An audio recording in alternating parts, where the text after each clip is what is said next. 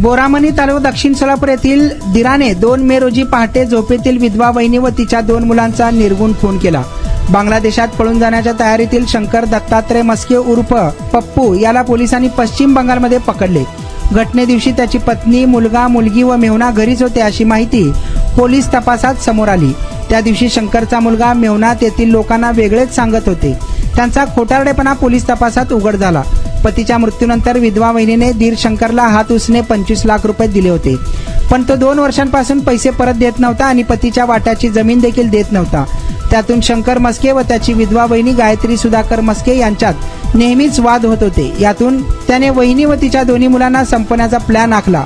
2 मे रोजी उकाड्यामुळे घराच्या छतावर झोपलेल्या वहिनीला व तिच्या दोन्ही मुलांवर तलवारीने वार करून त्यांना ठार केले। खुनानंतर शंकरने त्याची पत्नी राणी व मुलगी दीक्षा यांना गावी पाठवून दिल्याची माहिती समोर आली। मात्र घटनेच्या दिवशी शंकरची पत्नी व मुलगी नातेवाईकांच्या विवाहासाठी पुण्याला गेल्याचे त्याचा मेहुणा व मुलगा पोलिसांना सांगत होता। मात्र या क्रूर कृत्याची माहिती शंकरची पत्नी राणी, मुलगी दीक्षा, मुलगा धीरज सर्व बोरामणी राहणार, मेहुणा सूरज महादेव मोरे राहणार तलमोड तालुका उमरगा व हॉटेलमधील शंकरचा मित्र सचिन वाघमारे यांना होती, असेही पोलीस सूत्रांनी सांगितले आहे।